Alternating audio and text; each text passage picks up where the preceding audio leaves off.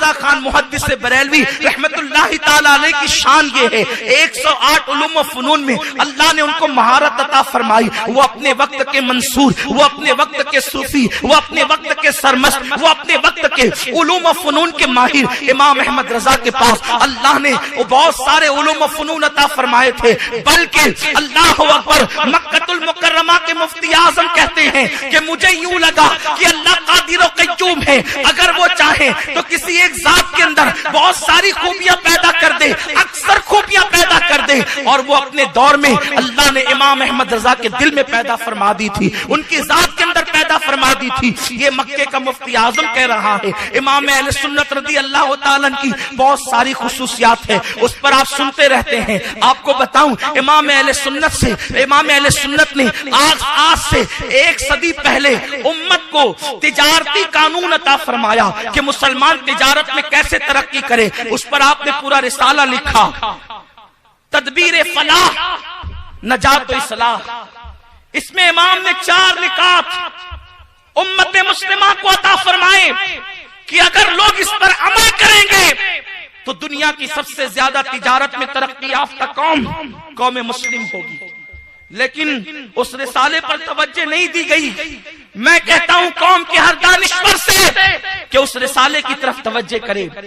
آج کل لوگ کہتے ہیں کہ امام احمد رضا اس ذات کا نام ہے جس پہ کفر کی مشین گن چلائی اور لوگوں کو کافر بنایا. میرے آقا علیہ السلام کے دیوانوں، یہ امام احمد رضا پہ ظلم ہے.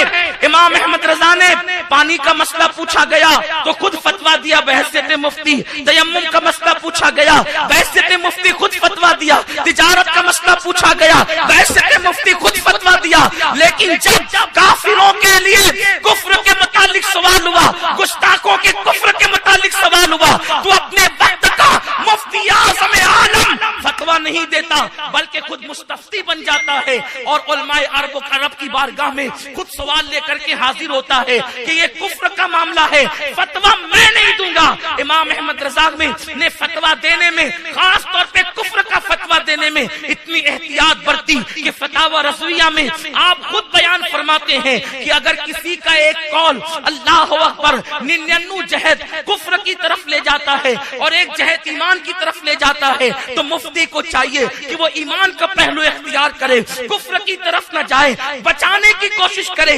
اس لیے کہ اسلام مغلوب ہونے کے لیے نہیں آیا. هو الذی ارسل رسولہ بالہدی ودین الحق لیظہرہ علی الدین کلہ ولو کرہ المشرکون، کہ یہ دین غلبے کے لیے آیا ہے. آپ اندازہ کریں جو اتنا محتاط ہو، اللہ اکبر، آج اس پر پروپیگنڈے کی وجہ سے الزام لگایا جاتا ہے. انہوں نے کفر کا فتویٰ دیا.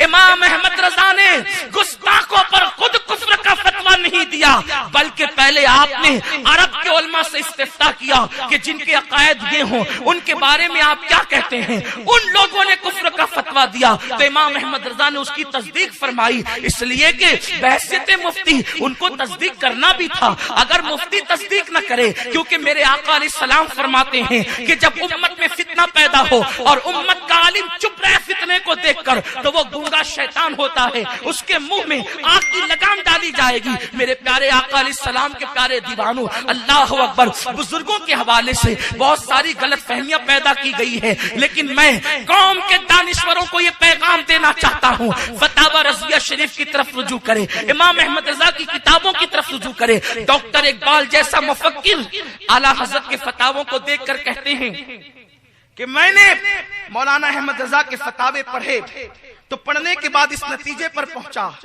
کہ مولانا نے پوری زندگی اپنے کسی فتوے سے رجوع نہیں کیا. یہ مفتی کے لیے سب سے بڑی کرامت ہو سکتی ہے، اس لیے کہ جو جتنا بڑا مفتی ہوگا اس کو رجوع کے اتنے مواقع آئیں گے. جو جتنا بولے گا، بھی آپ نے سنا، جتنا بولے گا اتنا پھنسے گا، جتنا لکھے گا اتنی غلطی کے امکانات ہوں گے. اس لیے جتنے فتاوے زیادہ دیے جائیں گے اتنے رجوع کا موقع آئے گا. لیکن ڈاکٹر اقبال کی رائے یہ ہے کہ میں نے فتاوی رضویہ پڑھا، مولانا نے اپنی پوری زندگی میں کسی فتوے سے کبھی رجوع نہیں کیا. اس کی وجہ یہ ہے کہ مولانا جب بھی کسی رائے کو قائم کرنا چاہتے ہیں پہلے خوب اس کو پرکھ لیتے ہیں اور دلیل کی روشنی میں سمجھ لیتے ہیں، اس کے بعد رائے قائم کرتے ہیں۔ اسی لیے مولانا کو کبھی فتوے سے رجوع کرنے کی ضرورت پیش نہیں آئی۔ یہ ڈاکٹر اقبال کہہ رہے ہیں اور فرماتے ہیں اگر اعلیٰ حضرت امام احمد رضا امام اعظم کے دور میں ہوتے تو امام اعظم کو ان کو دیکھ کر ان کی آنکھیں ٹھنڈی ہوتی اور امام اعظم امام احمد رضا کو صف اول کے شاگردوں میں جگہ عطا فرماتے۔ یہ ڈاکٹر اقبال جیسے مفکر کا کہنا ہے۔